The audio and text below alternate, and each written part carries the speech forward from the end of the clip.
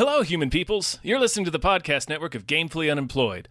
To support us and gain access to great exclusive podcasts like Fox Mulder is a Maniac, Tom and Jeff Watch Batman, Star Trek The Next Futurama, and our latest show, Spiel Boys, head over to patreon.com/gamefullyunemployed. We do game streaming, movie nights with our patrons every Friday night, and you can even commission your own podcast about anything you want. Literally anything, within reason, and we have to do it.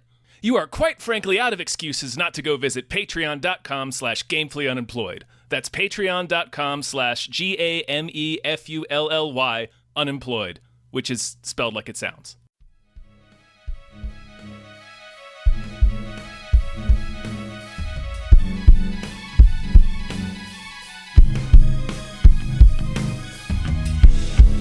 Hypecast mit Tom Reimann und David Bell.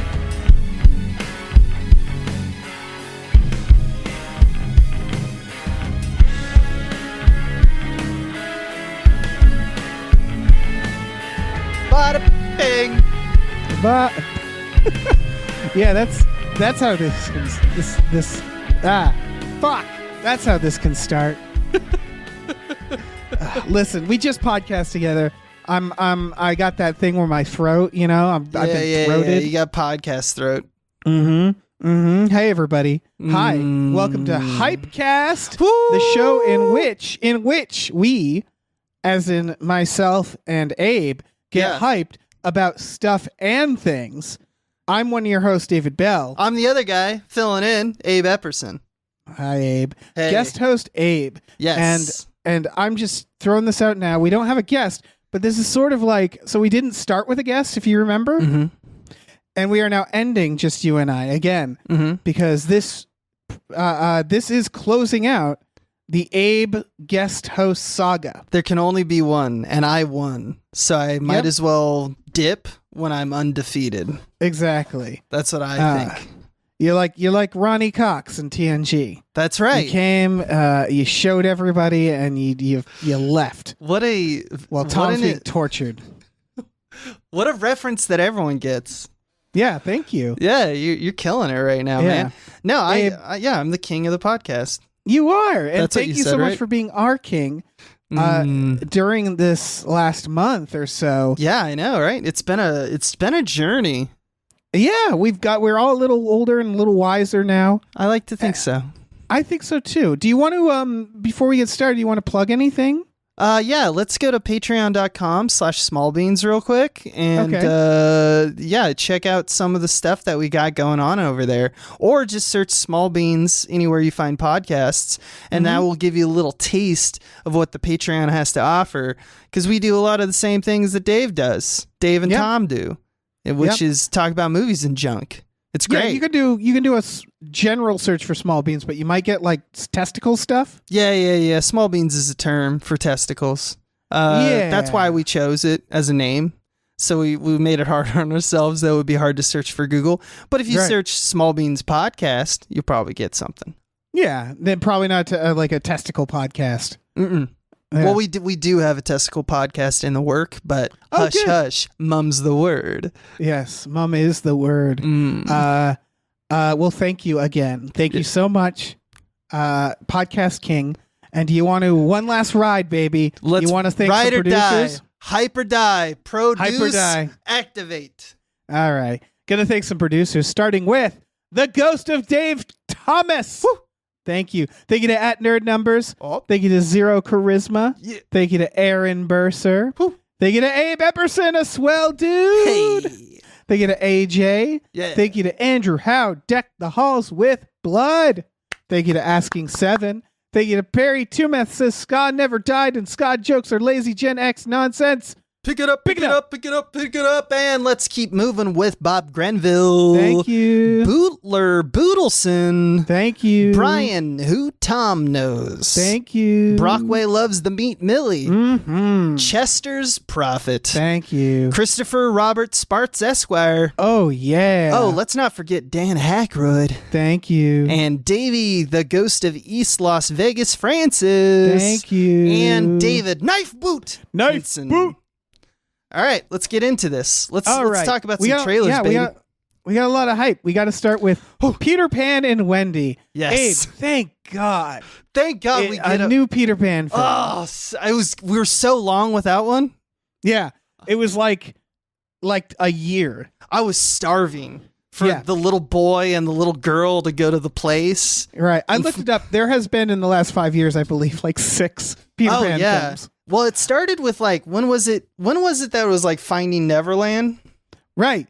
That was like 2005 or some shit, right? Who at Disney specifically, but everywhere, who in the studios thinks we really love Peter Pan movies? Like what's going on behind the scenes that they keep being like, yeah, we need more of this. And you know what audiences hate? Color. Yeah, let's can't have color in all our of Peter it. Pan films. God, I hate it. It's so bad because it's a magical land. I mean, I know that Harry Potter did but that was because the story was getting darker. Even Harry Potter started with brightness and color. Yes, no, that's the whole point of Harry Potter. One of the cool things they did in that series was you watch the first Warner Brothers logos versus the last. Right. And it gets darker and darker and darker, and that's the point. That's the point. And I'd be down with the Peter Pan film that got darker as the story went, but it's it's just over the whole thing like carpet. Right. And they do it now for oh. everything. For Beauty and and the Beast. It doesn't stop there, man. The one that really irked me this trailer was that the music in this trailer is one of the largest tragedies of the modern age.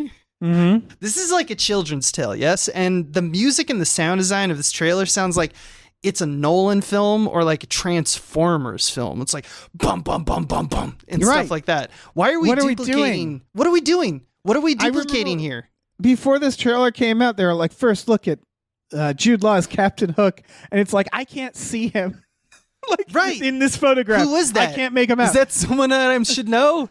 Yeah, why is this a Nolan film? Why is it so fucking gritty? God damn it. It's because everything's becoming one demographic. They're applying what does well across the board and applying it to all movies. We should rise up and murder our oppressors. Yes, we should. No, this is one of the best evidence of Hollywood just having no ideas. Where they're just make it look like everything else, despite Peter Pan. This is a story that should have its own aesthetic. And they never do. They not and it's all the fucking Disney ones. Also, we're gonna have to deal with another 6 months of Matt Walsh arguing why fairies can't be black because of science. Yeah, it's gonna be real irritating. Jesus Christ, the fucking people being like, look at woke corporate Disney. Yeah, I can't wait to hear what they dredge up for this one. Right, that's I'm victim blaming them because it's like that they should not make a movie just because they'll complain about it. So what I'm more angry about, obviously, is just that I can't fucking see anything in this trailer. That's really what it comes down to me, is the music and the visuals. It seems like they suck the life out of it. And I know that this is two older men talking about a children's movie. But are we wrong? Come at us. Exactly, because we're also people who like filmmaking, and it's from a filmmaking perspective, if you want to make another Peter Pan, okay, right away it's already kind of against you. Mm-hmm. But okay, so you have to make a new Peter Pan. You're not adapting the Disney movie, nothing like that. What do? You want to make it stand out from the others. Right. Look at the others. What did all the others have in common? They're all trying to be gritty and dark. And it's okay, so why not make it look colorful and fun? Wouldn't that be a way to separate at least start it? there, where it's that the whole point is the majesty of imagination and shit. Right. Yeah, I don't know. Yeah, I don't know either. It's the same with I like the new Batman, but it's that thing where it's darker, make it darker, darker, even darker.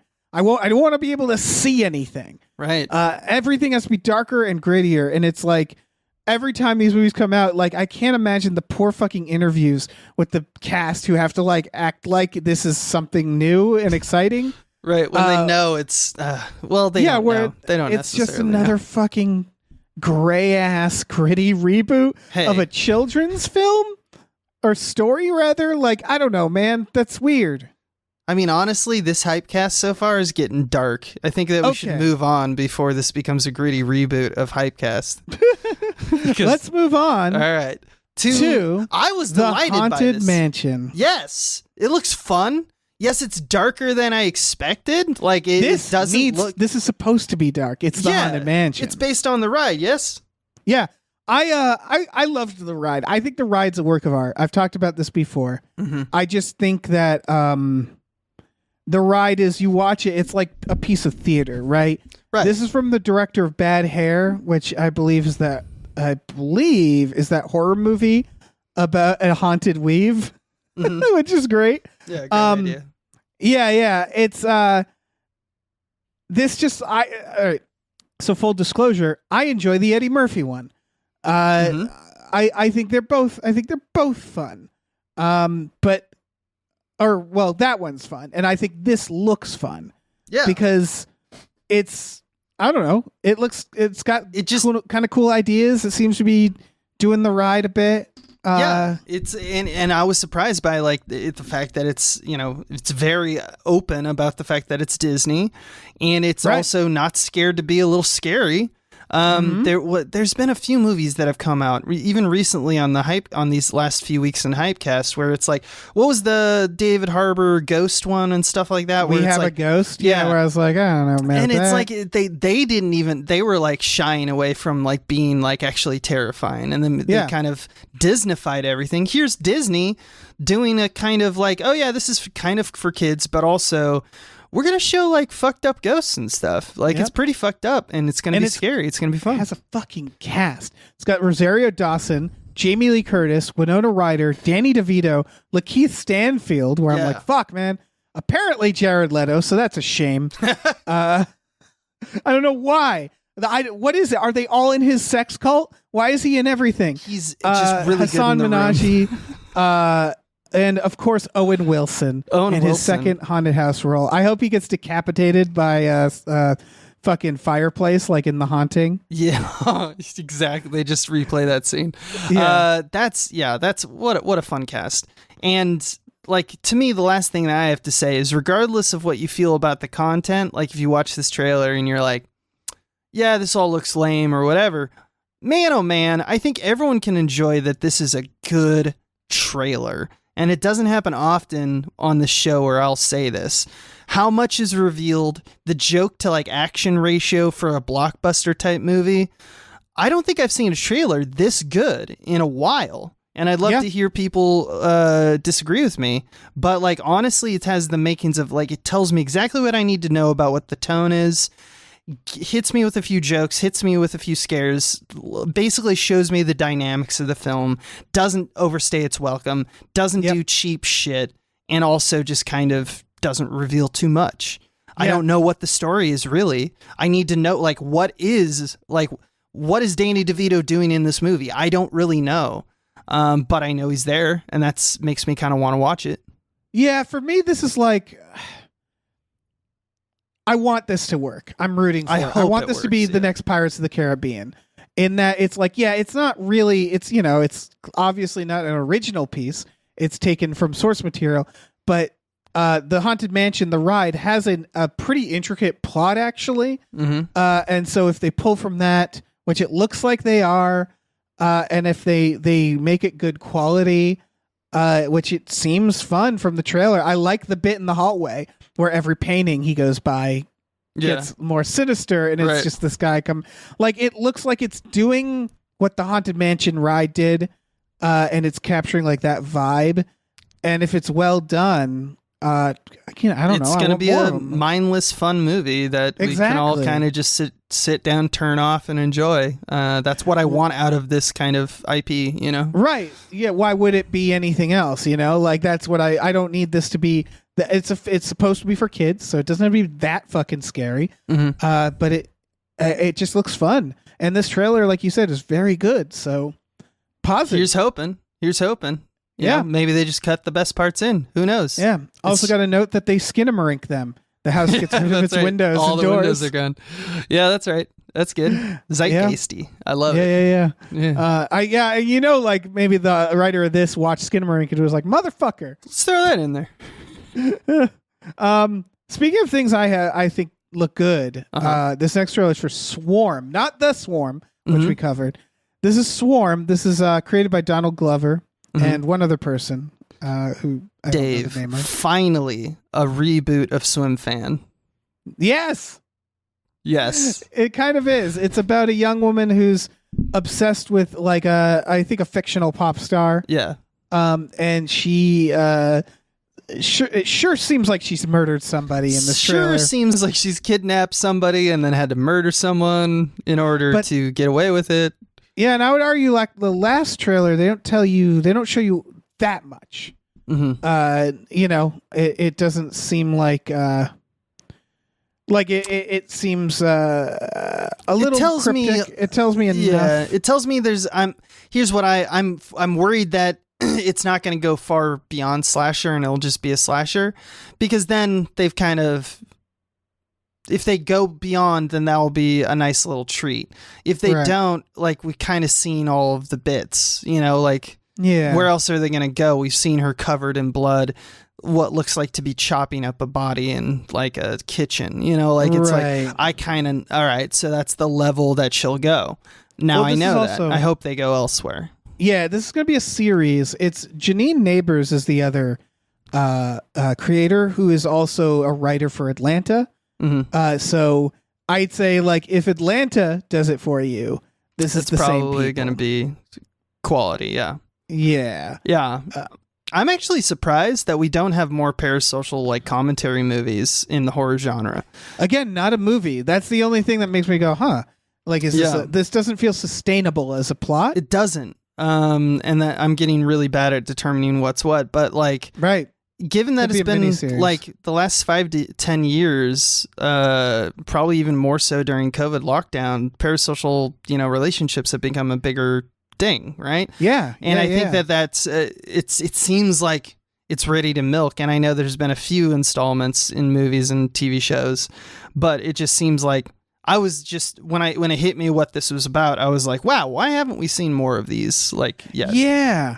It's almost like the obsession is now towards like the influencers, you know what I mean, than the fans. Yeah. And that is very weird that it's not explored as much. From the fan point of view. I wonder if it's like whenever someone does, it always feels like they're people who probably have encountered these problems.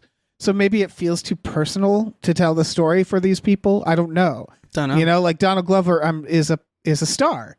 He's a singer. He's probably encountered some of this. Yeah. I don't know. I don't know if that factors into it or not, to be honest. I also like just the, brief analogy that they give. It's the name of the movie, Swarm. They do this thing where the sound design, anytime she gets like ticked off at someone, you start to hear bees. Yes. Like they're doing a sound design thing where she's like, they're already embedding even in the trailer, like she is a monster of some kind. Yeah. And I don't know who this actress is, but I love her in this trailer. She does seem like she's going to carry it with no problem. That was kind of the big thing watching this, is I was like, I want to know who these people are, because they are popping out. And so I'm for one very curious about this one. I hope I get to watch it at some point. Yeah. I have nothing else to say about it. Nope. Let's talk about My Father. Yeah, man, we're moving, folks. About My Father. The entire plot of this is that there's a kid and his father is a real Robert De Niro type. Yeah. And that's a problem. And that's it. It is, in fact, Robert De Niro. Seems to be it. Well, it's what the story seems to be is it seems to be like Robert De Niro and family. It's like the in-laws. It's the two families coming together. It's reverse Meet the Parents in a way. Yes, exactly. Well, I mean, because basically he's just like, you're Robert De Niro. You're too Italian. Damn it. I don't want you to meet this other like waspy family. And he's like, hey, what are you talking about? And then they go and they meet him, and it's one of those, like, they've made comedies like this a lot. There's always the scene like in this one where he has the jet thing, the jet legs, and his pants fall down. There's like always National that scene. Lampoon, yeah, where like I do an embarrassing thing. But this looks, for what it is, I'm like, sure. It's funny to me though that like they do the other side of the tracks delineation that they do in all these shows or these movies, which is that the one side's rich, one side's like poorer, and I like the observation as always. Yeah. Rich people are stupid and silly, as if De Niro's side of the family doesn't look rich too. Like everyone to me was wearing the same rich people shit, so I couldn't really tell in the trailer who was the rich family and who wasn't until like the end of the trailer, which is funny. It's rich and slightly less rich. Yeah, exactly. It seems like middle upper class. Let me tell you a joke about upper middle class people. You know, like, and the idea is the rich people have like peacocks, and that makes them weird, and then it ends with him fucking feeding them their own peacocks. Yeah, they really blew that peacock murder joke in the trailer, didn't they? Yeah. I do like it though. It's a literal. It's like feels like it's pulled right off of one of my favorite TV shows, Peep Show, where there's a arc with a dog, and it seems like it's basically the same thing. Yes. I'm not saying that they just stole it or anything. Peacock, in a trash can is funny, but more than anything, it's just like, man, they really burned that in the trailer. Now I know all the beats of the peacock shit. It's a great joke. I wish I hadn't seen it all before I watched the movie. Yeah, I mean, I know I'm probably never going to see this. That's probably true too. Again, it's not really anything against it. It's just this feels like that De Niro comedies don't tend to be movies that I enjoy, because they're all kind of, it's like, what is it, Last Vegas was that one. They're all kind of like, look at these old men having a heartfelt time. It's a boomer comedy, and there's nothing wrong with that. I'm not saying that in a bad way, where it's just it seems like it's a very tame, like trying to aim for everyone kind of, it's family comedy. Families. Look at my dad. Yeah. He's wacky, but not like that wacky. Yeah. The joke is that he shows his dick to the family, and it's like, yeah, all right, okay. This is all the family can love this. Yeah, they love dicks. Yeah, they love exposing dicks themselves, slapping against yachts. Yeah, that's the good stuff about my father. Yeah, there is a dick slapping against a yacht in this. Mm-hmm. Yes, it is. Speaking of Italians? Yeah, we're really hitting the Italian American family comedy quotient this spring, aren't we? Apparently, because this is like a darker version. Somewhere in Queens. Directed and starring by Ray Romano. Yes. I want to start with the fact that Ray Romano was in a Scorsese film, right? Mm-hmm. The Irishman? The Irishman he was in, yeah. Yeah, I'm just realizing I really like serious Ray Romano. I think it awakens something in him. I think is what we're seeing. And I think he's got something. There's the scenes where he's watching his son play basketball, and he's kind of talking to the peanut gallery, but also yelling at his son. And there's something there where it's like, he's still jokey, but at the same time, he's kind of human, and you can tell he's flawed, and you can tell that there's something in him that, like, there's maybe a rage in him. Yeah. I don't know. There's something there. I think he can play to it. It feels like they're hiding something. The plot that they show is that it's a dad whose son is like a really good basketball player, and then he starts dating a girl, and then they break up, and the son is so sad from the breakup that he doesn't want to pursue his dreams. And then he in the trailer, he goes to the girlfriend, and he's like, could you take him back? And that's as much as we see. So that doesn't feel like it doesn't feel like a lot of the movie. Him quitting basketball is actually something that he wants, maybe, because he wants him to take over like the family business, which, all dads want. But then you can see that it's probably like that Act 3 turn where he's like, no, he's not me. He's his own man. And if he wants to do basketball, I should support him. I'm going to be a better father. That's what I think we're doing. Yeah, the mom is Laurie Metcalf, so it's the battle of the sitcom stars. Good. Yeah, she's killing it. Yes, and I want him to be in. I want Ray Romano to be in another Scorsese. I want to see him kill somebody. I want to see him in a movie as a put him in a road to perdition. Ray Romano. Yeah, have him really fucking have him take John Turturro out in the woods and shoot him in the head. Oh, fuck yeah. I want that more than anything. Yes. Yeah. Please. No, and like that's the thing. This movie, so to contrast to Dirty Grandpa or whatever the last one was about my father, this is like the gritty version. Like it's two families again, right? Coming together. And there's a culture shock. The young woman is, she's like out of her element. And she's like, "Oh, I love these meatballs." And the mom's like, "I'll make more meatballs." And she's like, "No, you don't have to." And they're like, "It's too late." So it's like, wholesome. We're Italians, we're really Italian. Wholesome Italian. Yeah. Exactly. So it's got that like culture shock, that clash. But this is like clearly more of a drama, I would say. Yeah, there's a little bit of like, what was the Ben Affleck basketball movie? Maybe it's just basketball that's doing, but there was like The Way Back or whatever. Sure. That wasn't a comedy. And so this is obviously a completely different tone, but the vibe is that like, we're going to get redemption all over the place. Just right in your face. With it. Yeah. Exactly. Yeah. So I hope I get to see this one. And what I mean by that is some of these, it's like, when am I going to fit this into my goddamn life? But it doesn't look bad to me. Yeah, it doesn't look bad to me. Looks cliche a little bit. Looks a little cliche. It looks a little boomery.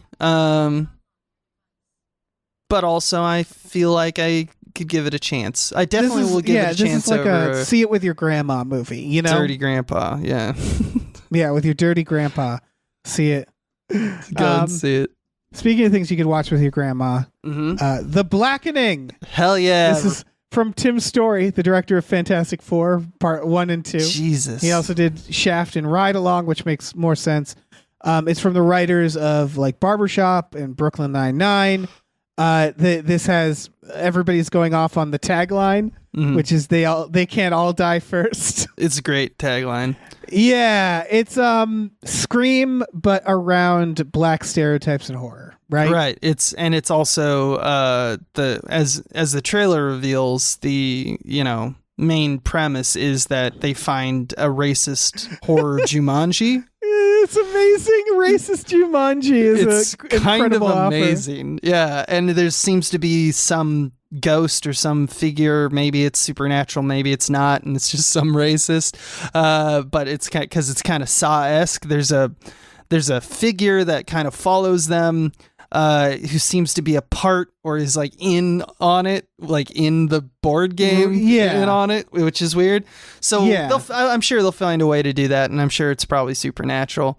But it looks like fun, So it was one of those, like, it's a premise that my first instinct was like, is this the Wayans? Because it feels like a scary movie type plot.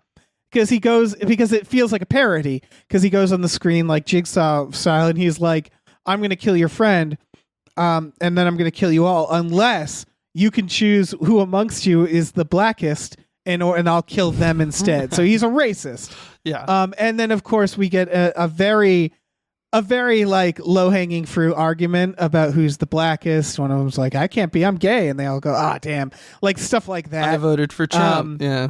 And my honky ass is like, I'm enjoying this because of course I'm just smiling and going like, yeah. The jokes. There's like 5 solid jokes in the trailer though. It really made me feel like Homer Simpson watching stand-up comedy. It's true. We're so lame. We're so lame. It is very. I think I liked this trailer, and I want to see this fucking stupid movie. I want to see it because it looks like it's just it's a bunch of little puzzle boxes. Even you naming who is working on it from a writer's perspective makes me go, this is going to be fun.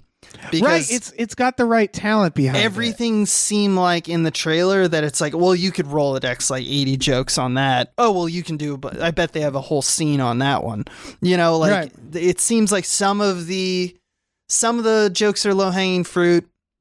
But it also seems a little sharp. There seems to be a sharpness within. Yeah, right. There could have been a cheaper version of this premise. Exactly. It could be the Farrelly Brothers version, like you said. Exactly. And I think it's important to know everybody in it is also doing a very good job. Like, there's just some natural performances that made me laugh. Like when they all uncover the racist game, like the reaction they have, stuff like that. They're very clearly distinctive characters in the trailer. That's hard to do. I mean, like, especially because it all seems like it's from the same joke bucket, right?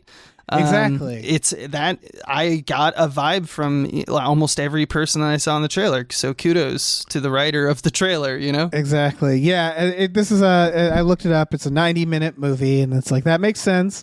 It's not going to be too intricate, but like, because it really is one of those premises that's like, okay, how are you going to make this last a feature? Right.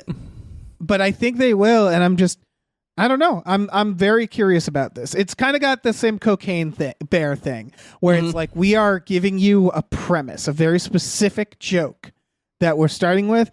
And my question is, are you going to just keep repeating the joke, or are you going to find a way to make it fresh? Yep. And it looks like there seems to be some freshness here. Yes, but we'll see. We'll see. We'll absolutely. I mean, trailers are trailers and movies are movies. So yeah. Speaking of movies. Yes, Fatal Attraction, a remake of Fatal Attraction that is a series. But as a TV show now. I did not have this on my 2023 reboot bingo card. Yeah, it's all right, so the Glenn Close, Michael Douglas Fatal Attraction, in which a married man has a one-night stand and gets stalked, is now going to become an entire show? What does that mean? What does that mean? Is Lizzie Kaplan just going to constantly be like, does that mean every episode is her being like, I showed up at your place of work. I'm now here where you work out. Like, she's just going to show up all the time? Because that's what Fatal Attraction is. There's like 10 scenes of her doing that, and then it comes to a head, and then it's over. So how do they make this a show? I don't know. So I assume they have a plan. This is a regular thing that happens right now, where they do like a TV show based on a fucking premise of a movie where they realize like, oh, we know how to serialize that. I just don't quite see it here. And I think it is the responsibility of the trailer to show me how. To show me how. This is one where I'm like, I'm going to need you to show me how this is a TV show premise. Yeah. What I think a better way of phrasing it for me would be, okay, Fatal Attraction, the 2023 trailer. You just showed me a trailer for an update on a movie that is Fatal Attraction, like a remake. Right.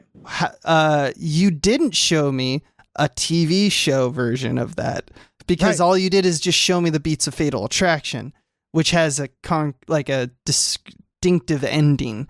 This feels like it will just drag on. I think they're going to probably make it go deeper and deeper, and it's going to, like, she's going to be catfishing him, and it's going to be like... Yeah, so I think it's not going to prolong the plot. I think they're just going to get past the plot somehow and just keep inventing it, and it'll spiral out of control. It'll spiral out, and it'll get canceled after 2 seasons. Oh, yeah, and you'll see it in the news that was canceled, and you're like, oh, yeah, I forgot they made that, Yeah. Oh, Cannery Row. Oh, okay. Yeah. Not Cannery Row, Carnival Row, or whatever it was. Right. Yeah, that one canceled. And I was like, oh, yeah, that came out 90 million years ago. Right. But yeah, I don't know. Maybe we're not giving enough credit. I mean, it is a good story. Fatal Attraction's a fun movie. But I wish the trailer gave me more to lead me into, okay, so this is going to go deeper. Maybe they're trying to hide it, but like, it doesn't make me want to watch it. And that's the job of a trailer. You know what I do think is a movie premise that could be stretched out into a series? Everything? Yeah. Dead Ringers. Okay. David Cronenberg's Dead Ringers, which just so happens to be the next trailer, because they are now making a TV show of Dead Ringers, and this is just for you, Abe, starring Rachel Weisz as twins, as the Jeremy Irons role. Look, nothing on this green earth will be able to stop me from watching this on April 21st, only on Amazon Prime Video. I know. You'll have to pry my cold dead fingers from my computer monitor. Right. Just to keep me from this. Did you see the original? The Cronenberg. Yeah, the original is one of the most terrifying premises for a Cronenberg film. It's Jeremy insane. Irons plays twin gynecologists who are sociopaths in a Cronenberg film. I white-knuckled through that entire film. It was so unnerving. Yeah, because I'm like, what are you going to do? And he starts making like gynecological like Cronenberg equipment. And advances in gynecology. It's amazing. Yeah, he thankfully never uses it. And I don't want to spoil that film, but it's a very different film than I thought it was going to be. And it really comes down to like, it's kind of American Psycho with twins in a way. It's these two sociopaths who are obsessed with women's anatomy. And now they're doing this version with Rachel Weisz. I just think like you could very loosely start with that premise and make an entire series that might work, right? I mean, I think we're going to be, so consider the TV show Hannibal. I will. You know how they made that work? They just kept doing crimes. He just kept killing people, and we had someone like hot on his tracks, right? Right. But they just kept doing the movie every few episodes. They just made it longer, which is kind of weird because so Dead Ringers, again, without spoiling it, I compared it to American Psycho, but that's actually incorrect. They're not serial killers. It's actually a psychological thriller. Right. About these two people, what they assume each other's identity for like fuck purposes. It's about their codependency with each other. Yeah, and that they kind of get off on the fact that they can like take each other's lives. They live kind of prestige, you know? And one of them starts getting like too connected to the other and getting jealous of them. Yeah. And it becomes this like symbiotic toxic relationship between them that ends in a climax, let's call it. And that doesn't seem like you can actually extend that general plot to a TV show. I think this is going to go in a lot of different directions. It's just going to start with that idea. You know what I mean? Yeah. Everyone's already calling it a masterpiece. This show? Yeah. What do you mean? You know, because I've been hearing it around the water cooler. Are you just making stuff up? They're just having fun with words. Yeah. You know, they're just like Dead Ringers. It's the best movie ever with two Rachel Weisz's. It's a TV show, though. Yeah, whatever. I'm just saying, it's a weird premise at first to stretch out. But then you think about it and you go, okay, well, you have those characters. You can probably go, you can do some stuff. Look, Dave, I hear you're saying words, but the point is I'm not really listening because I'm going to watch it. That's what I'm telling you. Yeah, I know why you're going to watch it. Yeah, it's great. And it's the same reason a lot of people are going to watch it.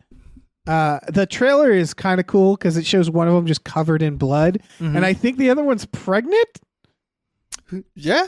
Cool. And that's two different. That's like so many fetishes all merged together, right? You got all the fetishes. It's gonna be a thing, probably. Yeah, it's gonna be a whole problem. It's gonna be a problem.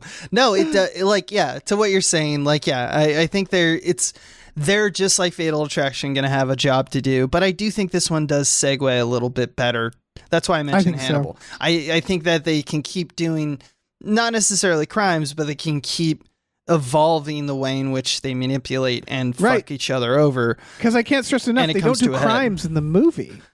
Right, they don't, but they manipulate each other and cause each other's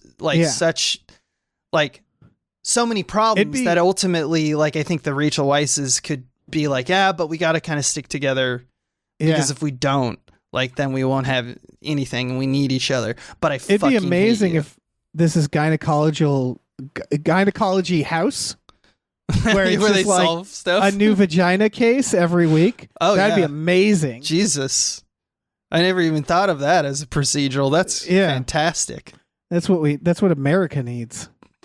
God bless America. You want to thank some more producers? Let's go. All right. Big thank you to Deborah is awesome. Barbara is great, and cancer can go to hell. Thank you to Dracula, the bus driving vampire. You know it. Thank you to Driftless wrote Mabel's name in the Witch's Book of Blood. Oh no. Thank you to E.T. the Extravagant Terresticle. Whoop. Thank you to Evil Ed 209. Thank you to Exploding Runes. Thank you to Funky J. Mostly comes out at night. Oh. Mostly. Thank you to Glitterous, CFO of Michael Shannon's Chocolate Factory. Hype.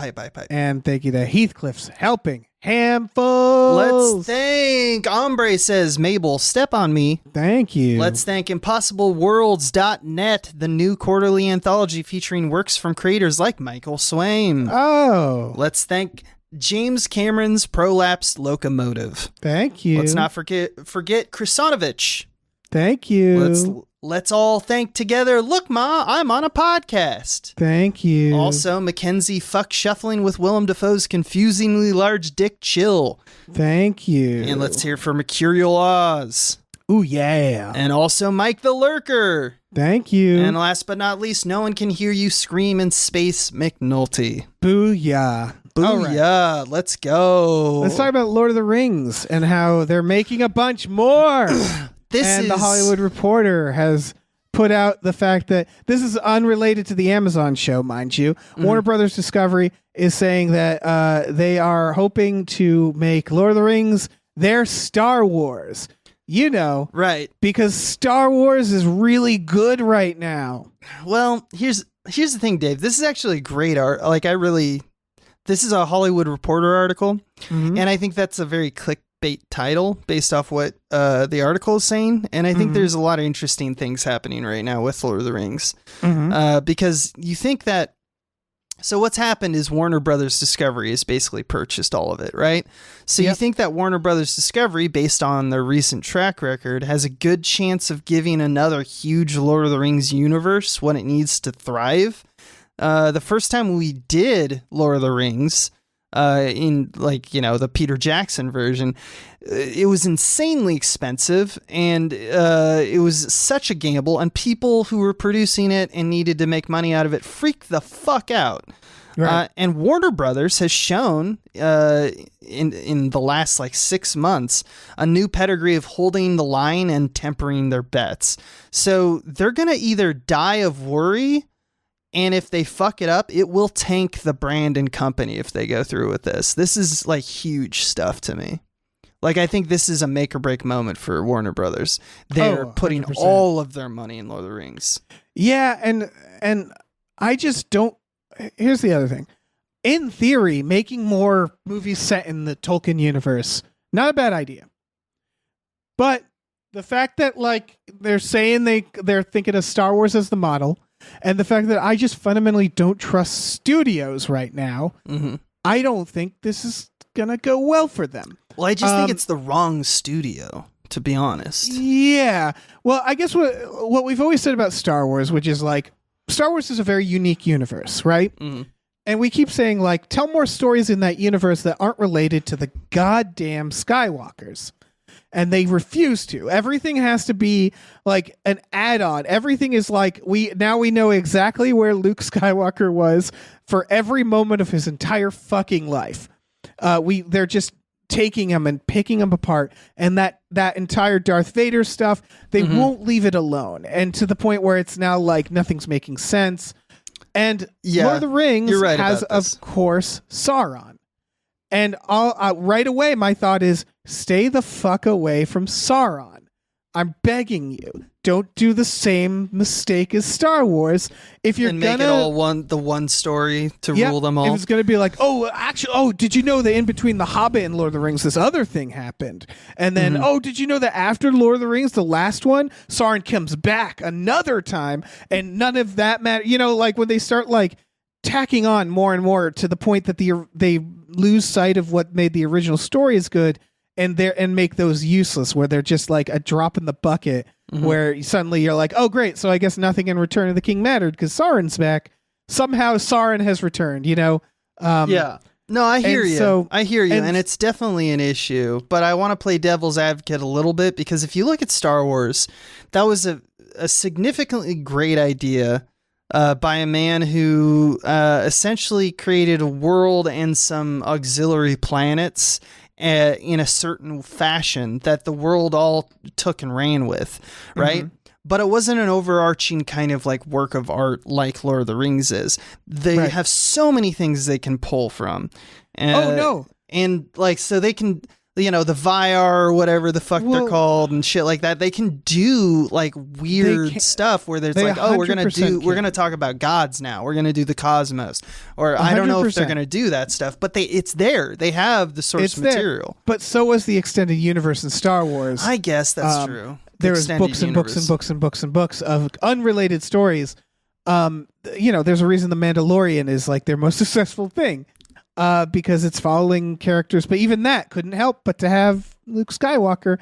And look at what Amazon's Lord of the Rings series is doing, which I like, but what is that about? It's about Sauron. It is. It's about a particular time on the timeline. Yeah, it's like it's basically what House of the Dragon is to Game of Thrones as well. Right. It's just like, let's take the same story of the realm and the people who own the realm. It's not like, let's go talk about this one battle that happened or these peasants that did a thing one time. It's and that's like, why I'm saying much one story. Yeah, that's why I'm saying in theory, Lord of the Rings is a good idea. I don't trust the studios to do it because they're going to, day one, they're going to say, we need Sauron in this. We need Gandalf. We need Gandalf needs to be there. We need the action figure equivalents. Yeah. Yes. And they're going to fuck it up. They just are. Which I would be totally into a show that's just about like, I don't know, probably not hobbits because hobbits are all over the old ones, but like, I don't know, take the dwarves or, you know, even the fucking orcs and like, let's show them just have a thing. Kind of honestly, do what Tolkien did when he made The Hobbit, you know, like that is just yes, there is a ring in that. Yes, Gollum ties those two works together, but ultimately it's just about a different journey that was unrelated that just had some like, you know, random connections with the wider universe, but ultimately it's just about Bilbo and this group of dwarves. But give me one of those. And I think could, if they do that, it could be good. And your worry is well-founded. Yeah, I don't trust it because for a few reasons. One, there's no Lucas. There's no storyteller anymore. He's dead. Think that, but I think that's actually helpful. It can be, but then you look at like what happens when people build upon it, like what they did with the new Star Wars, where they get reverence for the wrong things. I think there's also this problem. There's this paralyzing force where they're gonna say to themselves, we can't build upon this world in a way that doesn't involve the token characters because otherwise, what's the point?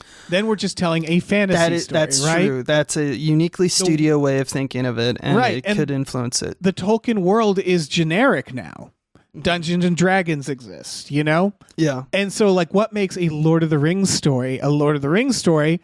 Well, it's got to be around those characters. So I just ultimately it just, you know, I hope because I'm enjoying that Amazon Lord of the Rings, but I don't trust it. Yeah, I don't trust it. My bigger worry is with the specific studio is, as I said, it's more of the way in which Warner Brothers kind of distinguishes itself in business. Yeah. It's not a bad way to run a business. It's actually very smart in this climate where things are, you know, bombastic and, you know, slam dunk IPs are not slamming the dunks all the time. We're you know, we have things like Marvel where it's like, nope, they're kind of going away. But Warner Brothers, more than any other, you know, they're been shown that they're the most shrewdest and they're going to temper their bets. And that is death to a fantasy. High fantasy needs the money. And we know now that like, we're hitting that point where it's like, amazingly, Star Wars is making people groan, you know? Yeah. Like they managed to fuck up Star Wars and it's all because of the same addiction they have to sucking everything dry, every property that they already have. So it's just it's the same thing I was talking about a few ones back with I think like the Flash trailer. I don't think we actually covered the Flash trailer. I forget where I was talking about this, where there was a world where if Michael Keaton came back as Batman, I would be so excited. But because they brought everybody back, Han Solo back, Indiana Jones. I guess it's both Harrison Ford. All the superheroes, the Spider-Mans, they did it so much that they lost what made that fun. Yeah. And they just juice you. They juice these characters. And so it's like the idea of like more Lord of the Rings, or more Star Wars, it's just now I shudder at the thought. I shudder at the thought, but remember that not all stories are equal in this regard. Like, you're talking about Disney and you're talking about a children's property. Yeah. Lord of the Rings has never truly been a children's property. And in a way, I think that because things are moving faster, a lot of these companies are learning very quickly. Even Disney has shown, like, there is niche ways to market different types of Star Wars. Look at Andor. I mean, that thing's going to probably win awards come awards season. That thing ruled. Right. They're finding new ways to market it because because obviously it's not working out, because they kind of are starting to realize, and this is why Marvel is like, we're stepping back. We're reassessing. It's Warner Brothers who kind of has always been like, they bought HBO. It's this kind of whole concept of they make darker kind of stuff. They make more adult stuff. So I think we're going to get a bunch of different takes on the Lord of the Rings universe. I'm not here to support, necessarily like Warner Brothers is the right fit because of all the stuff I already said. But I do think that we won't necessarily have all those uniquely Disney problems. Yeah, but I think that's what they're going for, and that's what makes it's what me everyone nervous. kind of goes for, but they're learning. That's the thing. They're very good at assessing it. Oh, yeah. Warner Brothers is imagining that you can open the HBO streaming app, and there will be a section called the Tokenverse. Yeah, well, exactly. That is exactly what they want. They want to turn it into a brand as opposed to a series of films. And they'll have an animation for kids. They are going to strip it down to the bones and use as much as they can and stretch it out and make 10 shows over it, because that's what they did with Star Wars. And I guess my feeling on that is like the 3 Lord of the Rings films right now, as it stands, are special, and they tell the main story of that universe, the story that Tolkien wanted to tell. And we're going to get to a point where it's just, they're going to drain it. It's going to get drained from... And it's not like those films won't exist still, just like the first Star Wars don't exist or still exist. But it's this impulse to turn every film series that's successful into a brand, into a small corporation, true. Basically. Some shows will suffer from this. That's true. What I'm actually more worried about draining or sucking the life out of it is how are they going to resolve the Amazon Prime aspect of this? Because we're going to have now competing kind of properties with the same. It's going to be like Netflix DC had their own versus Marvel. Yeah, exactly. It's going to be like, no, our superheroes, our Lord of the Rings is better. I guarantee they'll say we want to make it more for kids, which makes sense. Lord of the Rings isn't exactly, it doesn't have to be for adults, but I see it all coming now, they want to be the next Marvel, and what that means is that they will bleed this until people are sick of it. Dave's got his crystal ball out. We all gotta listen. I'm down. I'm down with your take. I think my take's more nuanced, is all I'll say. And it is a competition, Dave. It is. All right. Well, everybody tweet your votes. Tweet your votes. I didn't know I was in a debate, but no, I'm just tweet Team with you, Abe, or tweet Team Buff Dave, or Buff Team Dave. Whose take is most right? Yeah. No. AMC is releasing their own popcorn brand. This makes a lot of sense to me. Yeah, I only included this because, just wait until it dies as a theater, and then Cracked in 50 years is like, did you know it used to be a theater chain? Right.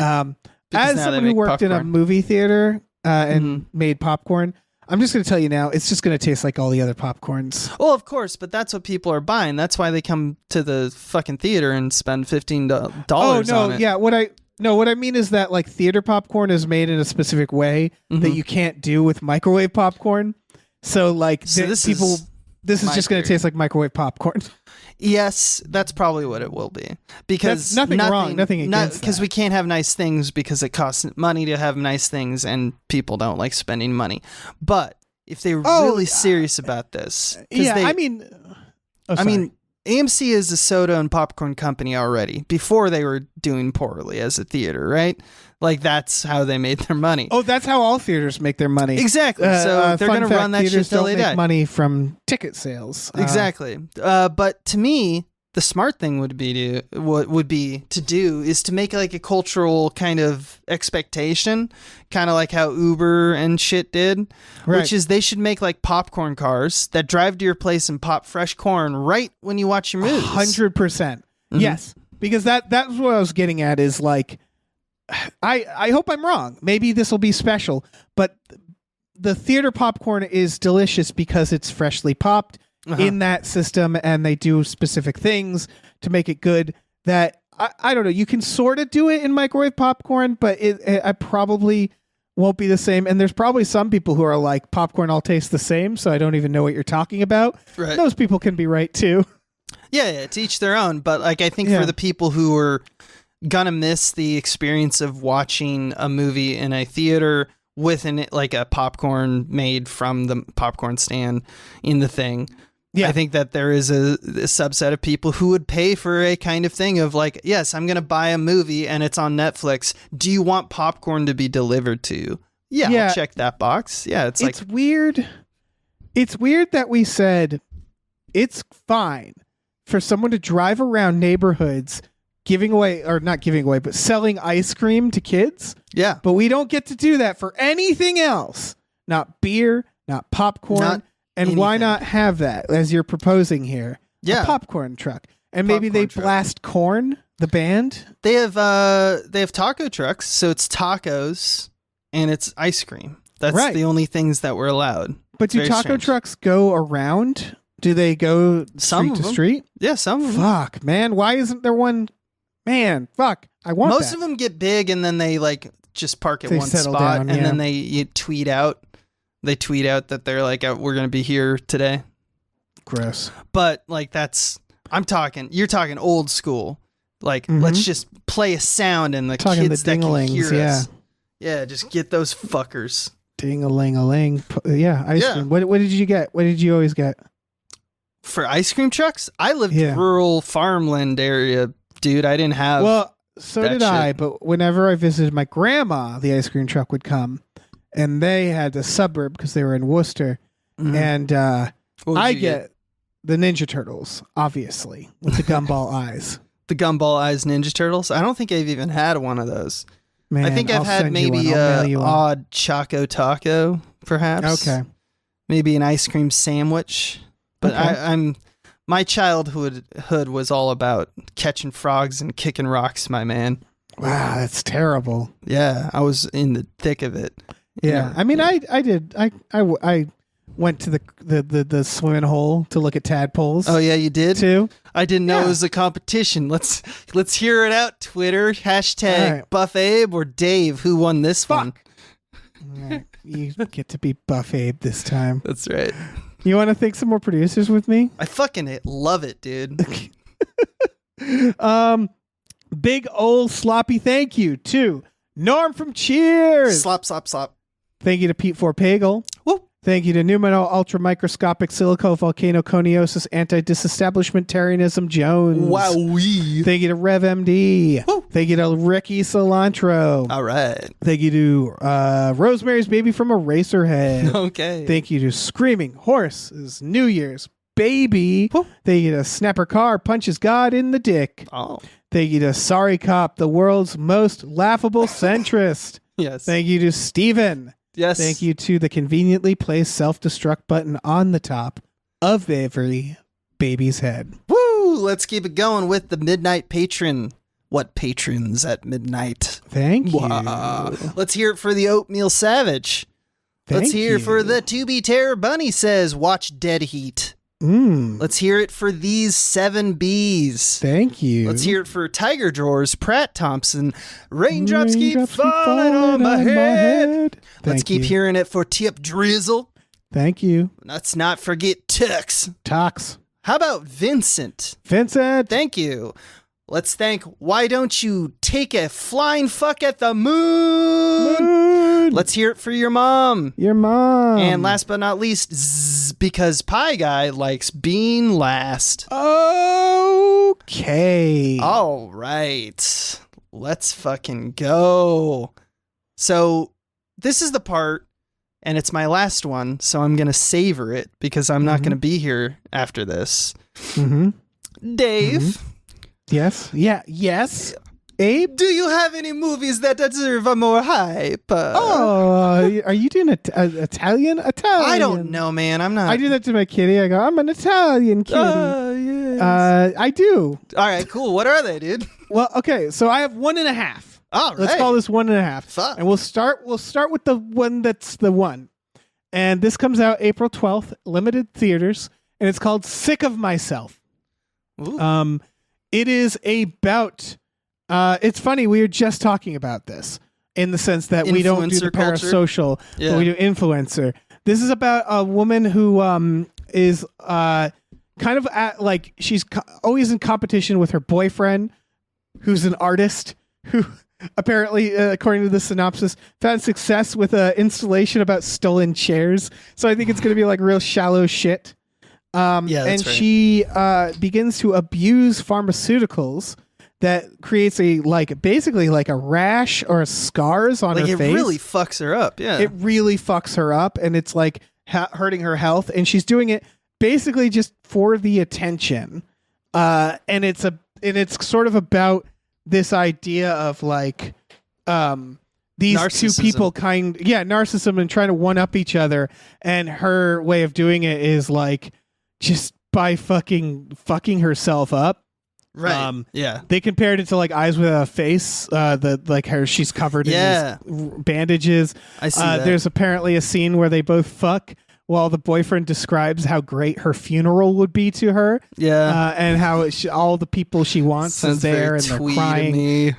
Yeah, so that kind of gives you a vibe of what this movie is. It does give me a vibe. I am actually kind of excited about the premise because, I mean, I think it's actually going to go, like, the trailer makes me think, it left me going like, that can't be it, and there's a lot of other scenes of, like, stuff happening that are outside of what my expectations for just a run-of-the-mill of this, like, thesis would be.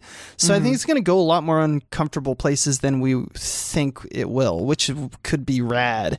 Because obviously they're going to do the influencer culture is going to be a huge target, which is good, but also at this point fairly expected, like that's kind of old hat. And I think there's going to be some social media for healthcare critique at the same time, probably like down with the system's fucked, that we have to like, in order to get healthcare, we have to like appeal to other members of like society, to our peers, just to get money to provide for it. But since she's not doing it for like a real purpose, like she's taking the pills to be a narcissist and get attention, it's probably going to do this uncomfortable thing about how self-aggrandizing that action is as well. And I think that observation seems like they might take that, or they might make that like point.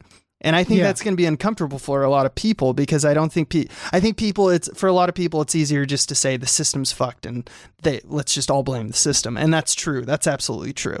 But I think that this movie is also going to say something more about like how our culture is now surrounding around help me help. I'm the important one here. And it's probably going to be fucked up. And I kind of want to see it if that's true. Yeah, me too. Yeah, you're spot on. Everything gives me the vibes of like, I bet this is going to be really fucked up in a way that they're not even showing. Right. And it also does have, I mean, we talked about Cronenberg. We've talked about Cronenberg a lot recently. It's very Cronenberg. There's something body horror about it that's off-putting that I think they're going to probably just, every now and then just like snap on and be like, fuck, you're going to show you that image now. It looks generally well made and very visceral in its imagery, where like the thing that's developing on her face looks really fucked up. Really like scars. Yeah. Watch definitely if you have the stomach for it, watch it. For sure. Watch the trailer for sure. The second thing I just want to shout out, this is the reason this is a half is because this is currently in Kickstarter phase. And they have a sample video. And this is called Hidari, Hidari. And it is a stop motion period drama around a samurai. And it uses wooden carved puppets. And this is one where it's like you kind of have to watch it. So Google Hidari stop motion to see it. See the style. And it is just a really fucking slick trailer for a really good stop motion. Like if you even know if I were to say the phrase Mad God, if you were even to know what that is, I think you probably might want to give this a look. Just because it's like stop motion, but more than anything, it's very imaginative and or even Leica, if you like any of the Leica films. I was going to say Leica to me because it doesn't look as grotesque as Mad God. It looks like it could be for kids if it wanted to be. If it wanted to be, but I don't think it does. Yeah, I don't think it does either. And it's again, wooden carved stop motion. Right, yeah. Like we're talking like Kubones, 2 strings, box trolls and all that shit where it like looks like that. Right. And the big thing in the trailer that I want to shout out to is because they're wooden carved, he's fighting these other puppets, and when he slices them, instead of blood, it's fucking wood shavings and dust. Yeah. And it has the same effect of like blood spurting out of somebody. Yeah, it's got dust. It's got like a spray, but it also has chunks. Yeah, it's got it all. Yeah. Yeah, for sure, man. I'm hype about these movies. And this one, I just want to say, if you look it up, they have a motion gallery. It's there. It looks like it's out of Japan. I can't tell. It is Japanese, the plot. And so there is a place where you could like give to this movie. I have no connection to it. I just found it and was like, fuck, man, this looks good. I hope it gets made. That's all. That's right. And Dave, as always, is on point with his hype. Though I think, when Tom has returned, maybe Tom should cast the hype. You've had the power for too long, Dave. In my last act, before you mute me, before you throw me out of the Hypecast office, I want to say, boo, Dave. Hey, thanks for coming. Viva la Tom. Thanks for coming, Abe. Viva la Thanks for coming. Hashtag, thanks for coming. Abe, listen, the hype orb is mine. Oh, no. He's mad with power. Listen, this has been fun, man. Thank you for having me on for a few weeks and, let me steer the ship with you. Of course. And thanks for doing podcasts with me, including the podcast we're doing together over at Small Beans called Inside Dads. Oh, yeah. This whole month is Daddy. Yeah, Daddy Month. People should definitely check it out. I'm having a blast with that. Blast. I'm really enjoying that. And so I think people will too.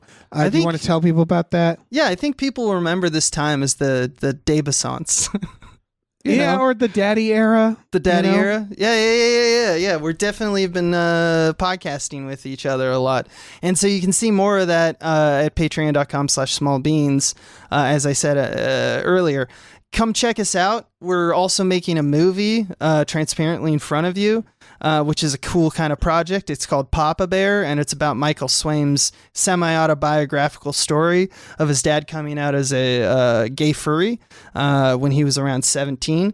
So we're fictionalizing that, and we're making a movie, and we're raising funds for it, and just come over to Small Beans, and you can learn more about that and listen to our movie diaries and shit. And that's going to take most of our year. We're going to be making podcasts and making movies, baby. That's what I'm all about. And making friends along the way. And that's it for me, I guess. All right. Well, I'm going to plug our Patreon, patreon.com/gamefullyunemployed. You know the score. You go on there, you get exclusive podcasts like Tom and Jeff Watch Batman, Fox Mulder's a Maniac, do stuff with the Small Beans like Star Trek The Next Futurama and Spiel Boys.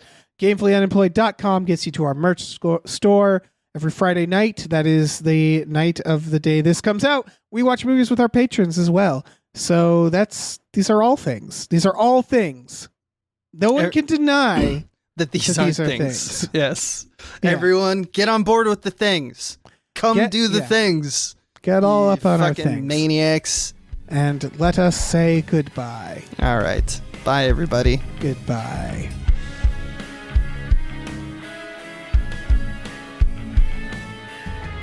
Our music is produced by Chris Corlew. You can follow him on Twitter at @thecorlew, CORLEW, and find more music at shipwreckedsailor.bandcamp.com. Our artwork is produced by Justin Brown. You can follow him on Twitter at @JustinTBrown, and find more of his artwork at artnessbyjustinbrown.com and justinbrown.info.